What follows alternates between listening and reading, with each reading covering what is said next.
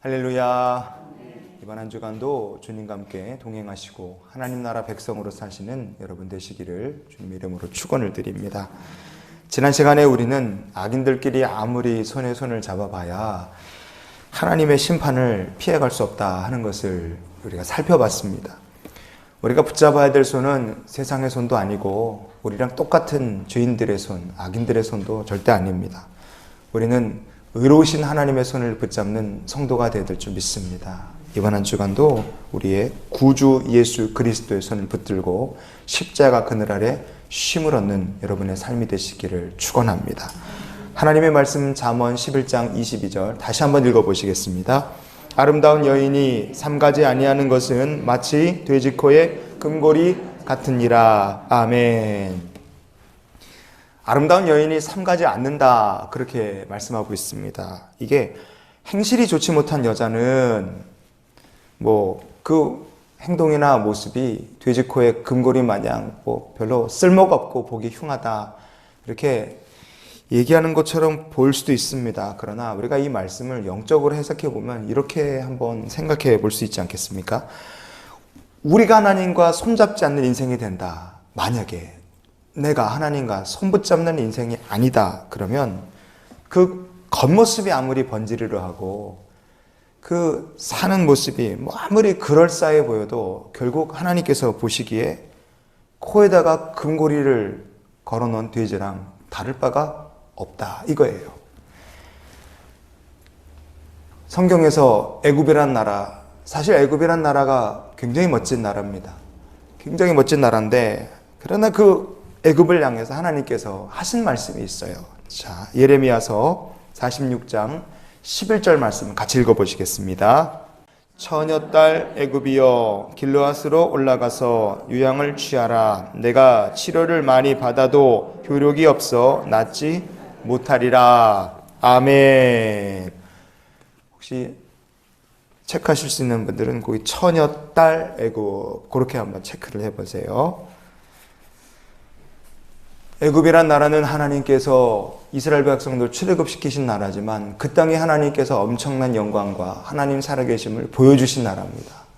그런데도 이 애굽이란 나라 어떻게 됐는가? 이 처녀딸 애굽이 나중에 이제 보면은 아픈데 치료받아도 낫지 못할 중병에 걸린 나라가 된 거예요.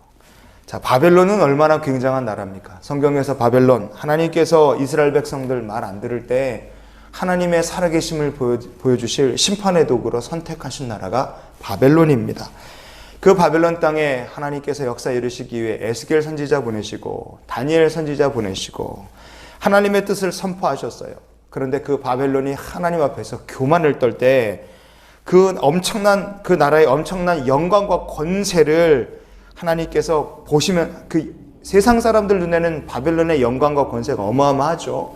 그러나 그 엄청난 영광과 권세의 나라 바벨론을 보시면서 하나님께서 이렇게 말씀하십니다. 이사야서 47장 1절입니다. 처녀딸 바벨론이여, 내려와서 티끌에 앉으라. 딸 갈대아여, 보좌가 없어졌으니 땅에 앉으라. 내가 다시는 곱고 아리답다 일컬음을 받지 못할 것임이라. 아멘. 거기도 볼펜 있으시면 처녀딸 바벨론, 딸 갈대아, 이렇게 한번 체크를 해 보십시오. 지금 우리가 예레미야 46장 그리고 이사야 47장을 보면 우리가 일관되게 볼 수 있는 말씀이 뭡니까? 처녀딸 애굽, 받아도 낫지 못할 병에 걸렸고, 처녀딸 바벨론, 딸 갈대아는 곱고 아립다운데 보좌를 하나님께서 치워버리셔서 티끌에 앉고 그 보좌가 없어져 버린다, 이거예요. 그럼 이스라엘은 어떨까요? 예레미야 14장으로 한번 넘어가 봅니다. 예레미야 14장 17절.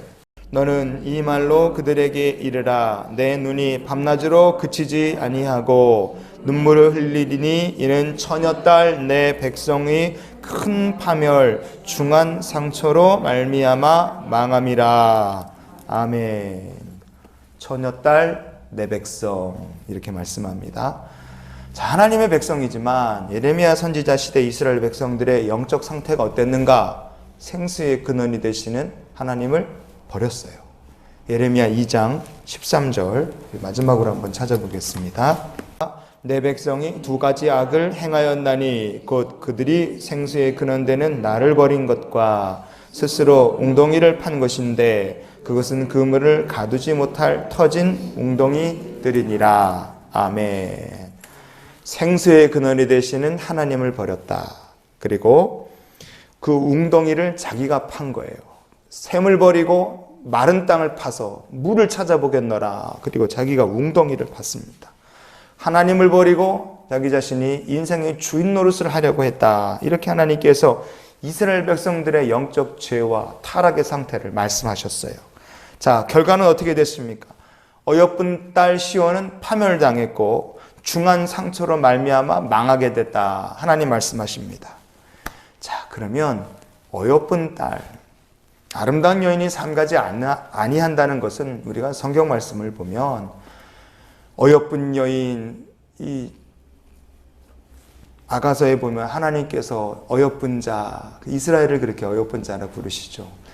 하나님의 눈에는 애굽도 어여쁜 처녀딸이고 바벨론도 갈대아도 어여쁜 처녀딸이고 이스라엘 백성도 어여쁜 처녀딸이지만 그러나 하나님의 말씀대로 살지 못하고 죄짓고 살 때 그들은 고치지 못할 중병에 걸리고 보좌를 뺏기고 참 이쁘고 귀한 나라인데 보좌를 빼앗기고 티끌에 두지 않고 참 이쁘고 귀한 내 딸인데 그럼에도 불구하고 파멸당하고 중한 상처 때문에 아주 그냥 고생을 직사게 하는 나라가 되더라 이거예요. 하나님 보시기에 좀 안타까운 일들이 벌어지는 거죠. 그런데 그렇게 되면 어떤 일들이 벌어질까? 하나님 보시기에 어떤 상황이 됩니까? 그렇게 어여쁜 하나님의 백성 딸들이 아파서 영적으로 무너지면 하나님 주신 금보다 더 귀한 상급이 그 코에, 돼지 코에 고리만도 못하게 된다 이거예요. 돼지 코에 금고리다 그랬어요. 여러분 해부학적으로 보면 돼지라는 녀석은 입이 툭 튀어나와 있죠. 그래서 이 코가 이빨 위에 이렇게 코가 딱 얹혀져 있는 형상입니다. 돼지뼈 이렇게 보면 돼지뼈 앞에 이렇게 튀어나와 있고 해부학적으로 이빨이 44개인데 위에 24개, 44개 이빨 이렇게 있고 이 앞부분에 뼈가 튀어나와 그 코가 이렇게 있어요. 그래갖고 돼지의 이 코는요 삽이에요. 삽. 시골에서 아마 밭 같은 거 돼지가 이렇게 탁 파갖고 멧돼지 같은 녀석들이 그게 여기 튀어나온 이빨로 파는 게 아니라 코로 다 파는 겁니다. 그래서 돼지는 더러운 거 뭐 이런 거 그냥 막 파고 댕기는 그 코로 파고 댕깁니다. 돼지 코에 금고리라는 이 말씀이 무슨 뜻이겠어요? 더러운 세상을 파헤치는 인생에게는 하나님께 주시는 상급이 어울리지 않는다는 말씀이에요. 처녀딸 애굽이 하나님의 말씀처럼 하나님의 기대처럼 살았다면 그 나라가 엎어지지 않았을 텐데 처녀딸 바벨론도 더러운 세상 파헤치면서 살았기 때문에 결국 그 나라가 하나님의 금보다 더 귀한 하나님의 상급과 맞지 않은 나라가 됐다 이거예요. 처녀딸 시온도 생수의 근원이 되시는 하나님을 버리고 자기들이 웅덩이를 판 겁니다. 돼지 모양 그 마른 땅을 진흙구덩이를 막 파대는 돼지처럼 그렇게 온몸에 진흙 발라가고 먼지를 발라가면서 땅을 파는 돼지처럼 변할 때 당연히 그들에게 금보다 더 귀한 하나님의 축복과 은혜가 상급이 더 이상 어울리지 않게 됐다는 말씀입니다. 여러분 오늘 말씀을 이렇게 우리가 정리해 봤으면 좋겠어요. 지금 세상에 더러운 것들을 돼지마냥 막 파헤치고 다니면 혹시 우리가 살고 있다면 어떻게 해야 되겠습니까? 아니면 아예 그냥 돼지가 그 더러운 데 그냥 눕고 개가 토한 데 다시 눕는다는 말씀처럼 만약에 아예 우리가 죄 가운데 그냥 털썩 주저앉고 들어 누워 있다면 일어나야 되는 줄 믿습니다. 그게 답이지 않겠어요? 상급을 주실 하나님의 손을 다시 붙드는 우리의 삶이 될 수 있기를 원합니다. 그러면 하나님의 손을 만약에 붙잡지 못하면 어떻게 될까? 더러운 이 세상 온갖 것들을 헤집고 파고 댕기는 돼지와 다를 바 없이 우리가 이번 한 주간을 살게 되지 않겠습니까? 우리가 오늘 이렇게 한 주간을 놓고 기도하면서 이런 기도로 하나님 앞에 한 주간을 맡기며 나갔으면 좋겠어요.